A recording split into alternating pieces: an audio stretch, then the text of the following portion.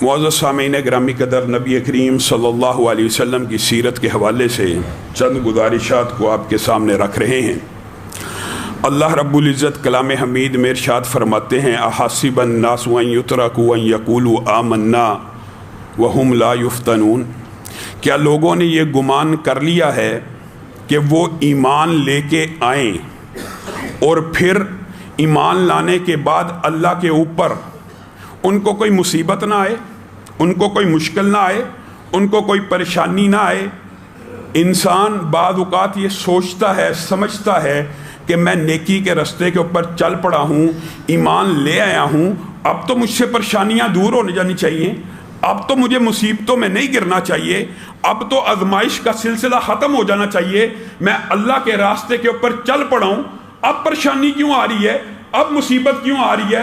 پہلے تو علماء کہتے تھے، لوگ مجھے کہتے تھے کہ اللہ کے راستے پہ آ جاؤ، تمام چیزیں آسان ہو جائیں گی، شیطان کے راستے پہ چل رہے ہو اس لیے رزق تنگ ہے، شیطان کے راستے پہ چل رہے ہو اس لیے بندش ہے، وغیرہ وغیرہ وغیرہ وغیرہ۔ اب جب اللہ کے اوپر ایمان لے کے آ گیا ہوں، صدق دل سے نمازیں پڑھ رہا ہوں، انفاق کر رہا ہوں، اب مشکل کیوں آ گئی؟ تو اللہ رب العزت نے کلام حمید میں اس بات کا جواب دے دیا، حاسب الناس، کیا لوگوں نے یہ گمان کر لیا ہے کہ صرف اللہ پہ ایمان لانے کے بعد، اللہ کا راستہ چننے کے بعد ان کے اوپر آزمائش اور مصیبت اور تکلیفوں کا سلسلہ ختم ہو جائے گا؟ نہیں، انسان کو صرف یہ سمجھایا گیا ہے پورے کلام حمید میں کہ ہاں دنیا بھی مومنوں کی اچھی گزر سکتی ہے، اور اللہ چاہے انہیں تکلیفوں اور آزمائشوں کی بھٹی سے گزار کر ان کے گناہوں کو سب کو معاف کر کے اپنی بارگاہ میں پیش کرے۔ تو گویا انسان کو جو مصیبت اور مشکل آتی ہے، صحیح حدیث کے الفاظ ہیں، مشکل اتنی چھوٹی ہو، کتنی چھوٹی؟ انسان مفہوماً سمجھا رہا ہوں، گھر سے نکلا ہے، جیب میں چابی ہے، اچانک جیب میں ہاتھ لگایا، چابی نہیں تھی، وہ جو ایک سیکنڈ کے لیے انسان کے دل میں تکلیف محسوس ہوتی ہے، چابی کہاں رہ گئی؟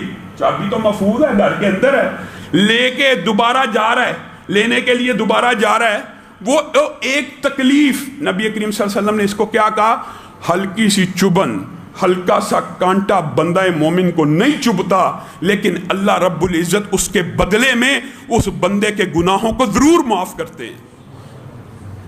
ہلکی سی مصیبت، ہلکا سا کانٹا چبھنے سے اگر گناہ معاف ہوتے ہیں تو بتائیے بڑی بڑی تکلیفوں اور آزمائشوں سے انسان کے درجات کیسے بلند ہوتے ہوں گے۔ اسی بات کو نبی کریم صلی اللہ علیہ وسلم اپنے بارے میں یوں فرماتے ہیں کہ جس قدر اذیت اور تکلیف میں محمد صلی اللہ علیہ وسلم نے کاٹی ہے، سابقہ کسی نبی نے بھی نہیں کاٹی۔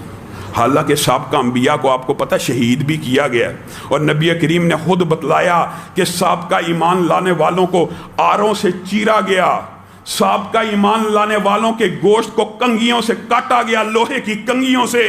لیکن یہاں پہ نبی کریم صلی اللہ علیہ وسلم کہہ رہے ہیں جو تکلیفیں اور آزمائشیں میں محمد صلی اللہ علیہ وسلم نے اس دین کے رستے پہ چلنے کی خاطر جھیلی ہیں، دنیا میں کسی انسان نے نہیں جھیلی۔ اور ہلکا سا تعارف کروا بھی دیا کہ 30 دن ایسے گزر جاتے تھے میرے اور بلال کے اوپر کہ پکی ہوئی کوئی چیز دیکھنا تو دور کی بات ہے، سرسبز و شاداب پتے بھی ہمارے لیے بند کر دیے جاتے تھے۔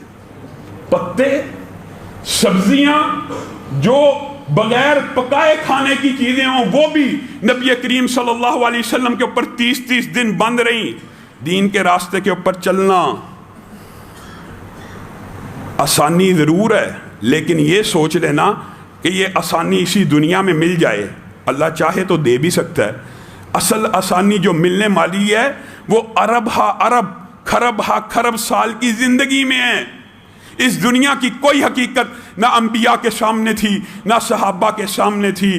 نبی کریم صلی اللہ علیہ وسلم کے اوپر وحی کا سلسلہ جب پے در پہ جاری ہوا، اللہ رب العزت نے وہ جو ٹریننگ تھی اس کی ابتدا سے قبل پہلے یہ بھی بتلا دیا کہ آزمائشیں آنے والی ہیں، اور یہ بھی بتلا دیا اِنَّا سَنُلْقِي عَلَيْكَ قَوْلًا ثَقِيلًا، ہم آپ کے اوپر بڑی بھاری کلام بڑی بھاری گفتگو اور بڑا بھاری بوجھ اتارنے والے ہیں، آپ اس چیز کے لیے تیار ہو جائیے، اِنَّا سَنُلْقِي عَلَيْكَ قَوْلًا ثَقِيلًا۔ اور اس بات کو نبی کریم صلی اللہ علیہ وسلم نے بیان کیا، بات آئی ہے سیرت کے ضمن میں، مورخین نے یہ بات لکھی ہے، لیکن چند منٹ کے اندر اس کو آپ کے سامنے رکھنا چاہتا ہوں۔ نبی کریم صلی اللہ علیہ وسلم کے اوپر بھی وحی کے وہی سلسلے جاری رہے جو سابق انبیاء کے اوپر آتے تھے۔ چھ معروف طریقے ہیں وحی کے، آپ سب کو مسلمانوں کو پتہ ہونا چاہیے۔ پہلی بات جو آپ کے سامنے پہلے بھی رکھ چکا، سچا خواب آنا، وحی کی ایک قسم۔ دوسری قسم الہام، یہ بات یاد رکھیے، اس بارے میں صوفیوں نے، اللہ معاف کرے، بات تلخ ہو جاتی ہے، لیکن بس تصوف کا کھیل ہی ایسا ہے کہ انسان کو کہاں پہنچا دیتا ہے۔ معاذ اللہ، آج بھی تصوف بری کتابوں کے اندر انبیاء کی بات نہیں کر رہا، یہاں تک لکھا ہے چشتی رسول اللہ، اشرف علی رسول اللہ، فلانا رسول اللہ، معاذ اللہ۔ یہ الہام، اس کے بارے میں صوفیوں نے بڑی باتیں کی کہ کشف بھی ہو جاتا ہے، الہام بھی ہو جاتا ہے، الہام اب بھی ہو جاتا ہے۔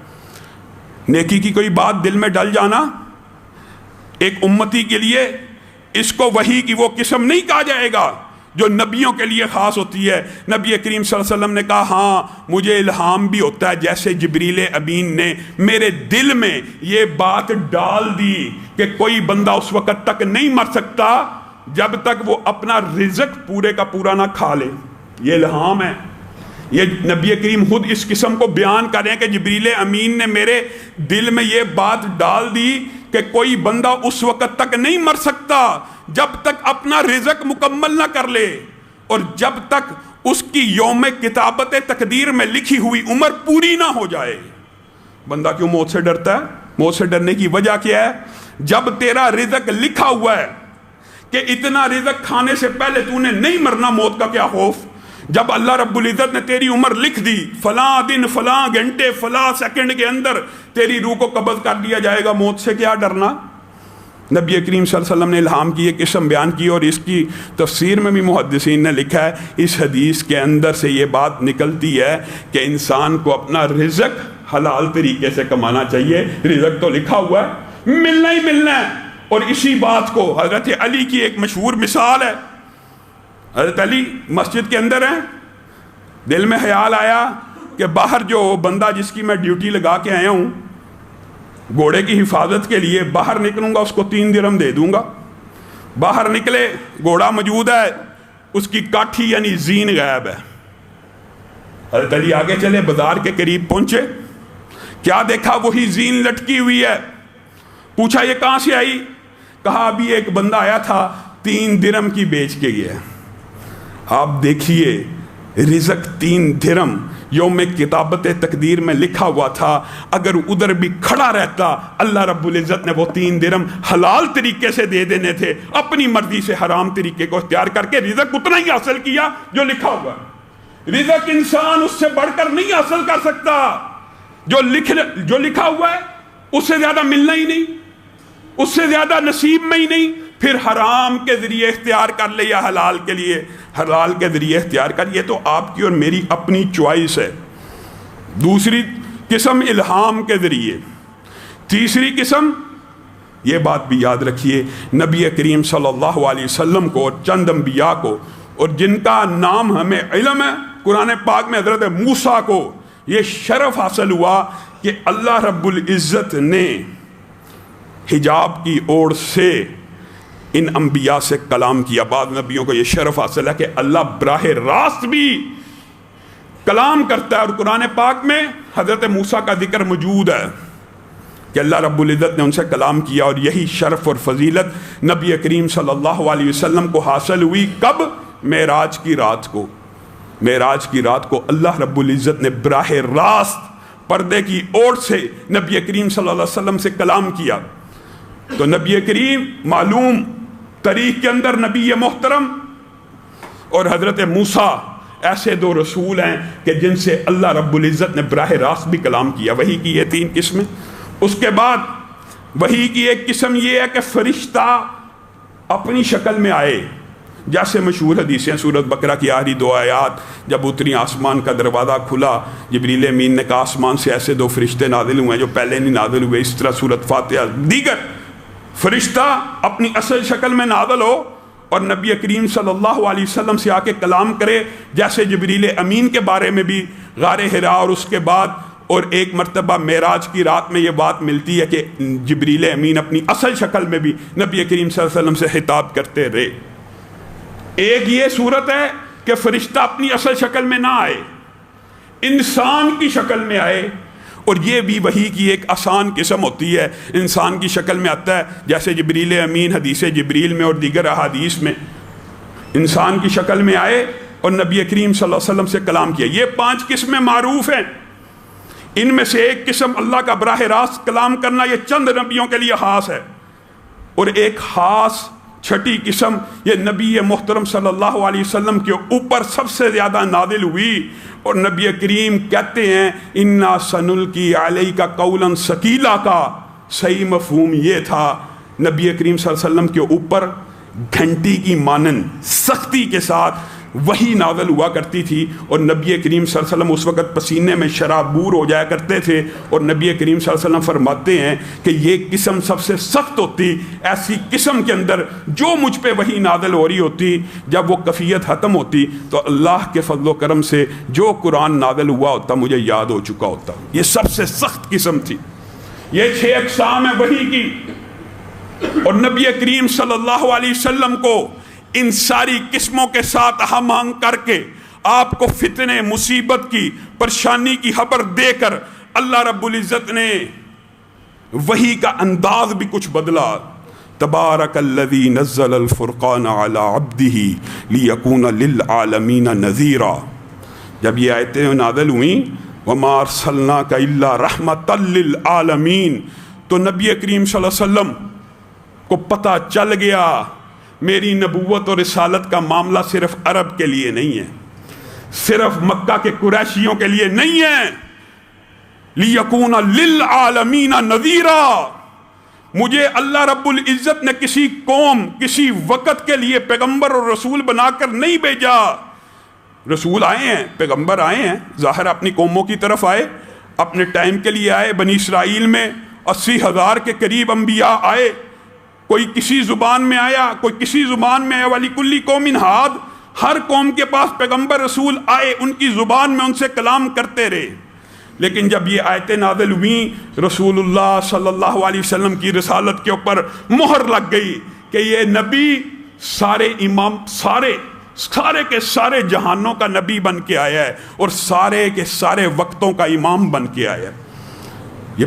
یہ مہر لگ گئی تو ساتھ ہی نبی کریم صلی اللہ علیہ وسلم کو آرڈر جو آئے وہ تھوڑے سے بدلے ہوئے تھے۔ پہلے حکم تھا ان کو تبلیغ کرو، وانذر عشیرتک الاقربین، قریشیوں کو بات کرو۔ پھر یہاں پہ حکم جب پورے جہانوں کا رسول اور پورے جہانوں کا پیغمبر بنا دیا گیا، ہر زمان کے لیے، ہر مکان کے لیے آپ کو رسول منتخب کر لیا گیا، تو پھر یہ حکم نازل ہونا شروع ہو گئے، فاصدع بما تؤمر وَأَعْرِضْ عَنِ الْمُشْرِكِينَ۔ ہاں، اب آپ نے جو آپ کے پر حکم نازل ہو لوگوں کو کھول کھول کے بیان کرنا ہے، مشرکین سے اعراض کیجئے۔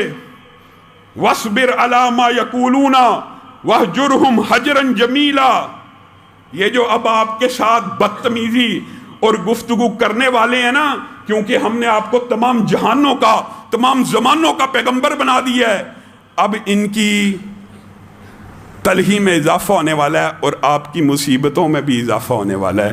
اب آپ نے صبر کرنا ہے۔ وَاصْبِرْ، اللہ کہہ رہا ہے اپنے رسول اور پیغمبر کو میری اور آپ کی حیثیت کیا ہے، اور کیا کہا، ان کے ساتھ ذرا اچھے طریقے سے کنارہ کشی کیجئے، حکمت عملی کو بدلیے۔ رسول اللہ صلی اللہ علیہ وسلم نے جب ان کو تمام جہانوں کا، ویسے تو قریش مکہ نے نفرت کا اظہار آپ کے سامنے رکھا تھا، اسی وقت شروع کر دیا تھا صفا پہاڑی کی، لیکن جب اس طرح کی آیتیں اتری قریش کی تلہی میں اضافہ ہوا، وہ آپ کے اوپر طرح طرح کے، آپ کو ہر طریقے سے تنگ کیا گیا ہے۔ معاذ اللہ، معاذ اللہ، کئی مرتبہ اللہ رب العزت نے آزمائش بھی کی ہے، اور کئی مرتبہ نبی کریم صلی اللہ علیہ وسلم مصیبت اور مشکل کا شکار ہوئے ہیں۔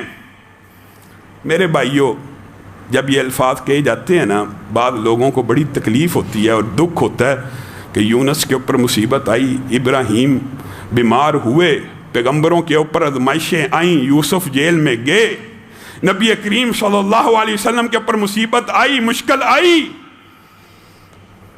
تو جو ان کو مشکل کشا سمجھتے ہیں، جو ان کو حاجت روا سمجھتے ہیں، ان کو بڑی تکلیف ہوتی ہے، وہ اس بات کو عجیب انداز میں ٹویسٹ کرتے رہتے ہیں۔ مصیبت جی اختیار کی، مصیبت اختیار کی تھی۔ بے شک انبیاء کو اللہ رب العزت نے یہ مقام دیا تو وہ دعا کر سکتے ہیں، وہ بد دعا بھی کر سکتے ہیں، اور نبی کریم صلی اللہ علیہ وسلم نے کی بھی ہے، دعا بھی ثابت ہے اور بد دعا بھی ثابت ہے۔ اس کا مطلب یہ ہے کہ پیغمبروں کے اوپر بھی مصیبتیں نازل ہوتی ہیں، تو پیغمبر کی مصیبت کو اگر دور کرتا ہے تو اللہ رب العالمین کرتا ہے۔ حقیقی مشکل کشا، حقیقی حاجت روا، حقیقی طور پہ بگڑیاں بنانے والا ایک اللہ ہے۔ اگر انبیاء مصیبتوں کا شکار ہو سکتے ہیں تو بتائیے پھر امتی مشکل کشا، حاجت روا، بگڑی بنانے والے، فیض بخش، گنج بخش کیسے ہو سکتے ہیں؟ نبی کریم صلی اللہ علیہ وسلم کے اوپر ایک وقت ایسا آیا، ابو جہل، ہاں کئی مرتبہ اللہ تعالیٰ نے محفوظ بھی رکھا اور کئی مرتبہ آزمائش آ بھی گئی۔ طائف کا واقعہ بھی آپ کے سامنے ہے۔ ابو جہل نے اپنے ساتھیوں کو کہا محمد صلی اللہ علیہ وسلم سجدہ کرتے ہیں، اپنے رب کو کرتے ہیں، آج کے بعد میرے سامنے سجدہ کیا، ابو جہل ایسے اشارے کر رہا ہے، آج کے بعد میرے سامنے سجدہ کیا، معاذ اللہ معاذ اللہ معاذ اللہ، گندے الفاظ بولے جن کا مفہوم یہ ہے میں آپ کی گردن کو کچل دوں گا، معاذ اللہ۔ اور پھر نبی محترم جب خانہ کعبہ میں آئے، سجدہ کیا، ابو جہل تیزی سے آگے بڑھا، اپنے دوستوں کو بتلاتا ہوا آج محمد صلی اللہ علیہ وسلم میرے ہاتھ سے نہیں بچیں گے، میں ان کی گردن کو مسل دوں گا۔ جب آگے بڑھا ایک دم ڈر کے پیچھے ہو گیا۔ ساتھیوں نے پوچھا یہ کیا ہوا؟ ابھی تو قسمیں کھا رہا تھا آج نہیں چھوڑوں گا، ابھی ان کے قریب بھی نہیں پہنچا، ڈر کے واپس آ گیا ہے۔ ابو جہل کہتا ہے، ابو جہل دیکھیں اللہ تعالیٰ نے جس کو ہدایت نہیں دینی ہوتی پردے اٹھ جانے کے بعد بھی نہیں ملتی، اس دنیا کا پردہ اٹھایا۔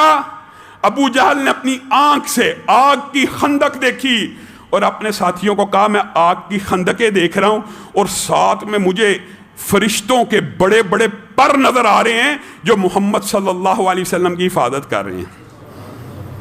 عبداللہ ابن عباس نے کہا نبی کریم جب سجدے میں پڑے تھے نا اس وقت، تو ابو جہل نے کہا اٹھائیے سر، نہیں تو میں آپ کے سر کو کچل دوں گا۔ محمد صلی اللہ علیہ وسلم نے کہا جو تیرے اختیار اور بس میں ہے، میں ایک اللہ کو سجدہ کرنے والا ہوں، اگر تو چاہتا ہے کچل دے، میں سجدے سے باز نہیں آؤں گا۔ ابو جہل نے کہا تو اکیلا ہے، تجھے پتہ مکہ کی سب سے بڑی مجلس میری ہے۔ ابو جہل کہہ رہا مجلس، سب سے زیادہ لوگ میرے ارد گرد اکٹھے ہوتے ہیں، میں ابھی ان کو ایک آواز دوں معاذ اللہ ثم معاذ اللہ ثم معاذ اللہ، تیری تکہ بوٹی کر دیں۔ یہاں پہ اللہ رب العزت کی غیرت کو جلال آیا۔ کئی مرتبہ اللہ نے نبی کریم صلی اللہ علیہ وسلم کی طرف سے کیسے کیسے جواب دیے ہیں۔ فَلْيَدْعُ نَادِيَا، اے ابو جہل، اے محمد صلی اللہ علیہ وسلم اس کو کہیے ذرا، فَلْيَدْعُ نَادِيَا، اپنی مجلس والوں کو پکارے۔ سَنَدْعُ الزَّبَانِيَا، میں اللہ آپ کی مدد کے لیے آسمان سے فرشتوں کو نازل کروں گا۔ وہ اپنی مجلس کو پکارے، اللہ اپنی مجلس والوں کو بلائے گا، دیکھتے ہیں کون باقی بچے گا۔ عبداللہ ابن عباس کہتے ہیں اللہ کی وحی اتری، نبی کریم نے سنائی، اللہ کی قسم ابو جہل کا کام اسی دن تمام ہو جاتا اگر یہ بات سننے کے بعد اپنے کسی دوست کو آواز دیتا، کیونکہ اللہ کا کلام جھوٹا نہیں ہو سکتا۔ اللہ نے فیصلہ اور ارادہ کر لیا، آج اگر ابو جہل ایک قدم بھی آگے بڑھائے گا، سندع الزبانیہ، اللہ کے مقرب فرشتے آسمان سے نازل ہوں گے، ابو جہل کی ٹکا بوٹی کر دیں گے۔ ایسے بھی اللہ نے بچایا، لیکن ایک وقت ایسا آیا ابو جہل تو ناکام ہو گیا، شرمندہ ہو گیا کہ میں تو کچھ نہیں کر سکا، میں تو پیچھے ہٹ گیا، میں تو ڈر گیا۔ اگلے دن عقبہ بن ابی معیط کو تیار کیا. آج آئیں گے نا یار میرے ساتھ عجیب واقعہ ہو رہا ہے. معاذ اللہ مشہور ویسے ہی کیا کرتے تھے، شاید محمد صلی اللہ علیہ وسلم نے جادو کر دیا ہے، سحر کر دیا، میں آگے نہیں بڑھ پاتا، مجھے آگ نظر آتی ہے، فرشتے نظر آتے ہیں وغیرہ وغیرہ. آج تو نے چل ان کی گردن، ان کو قتل یا شہید تو نہیں کرتے لیکن اذیت دیتے ہیں آج، نعوذ باللہ. اور آج تو نے کیا کرنا ہے، اونٹ کی کسی جانور کی اوجری ان کی گردن پہ پھینکنی ہے. عقبہ بن ابی معیط بدبخت، یاروں دوستوں کی وجہ سے بھی کئی قریشی مارے گئے. ابو جہل پمپ کر رہا ہے، عقبہ بن معیط ان کی باتوں میں آ رہا ہے. نبی کریم صلی اللہ علیہ وسلم نے سجدہ کیا.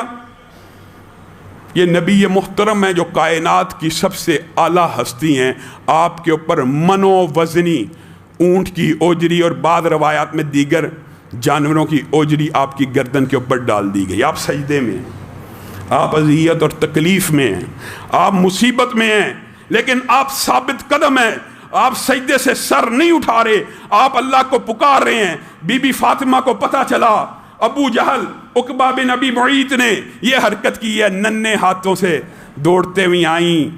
اوجری ہٹا کیا سکتی ہے کہ بچی کم عمر ہو، چھوٹی عمر ہو، اپنی طرف سے کوشش کر رہی ہیں، صحیح کر رہی ہیں.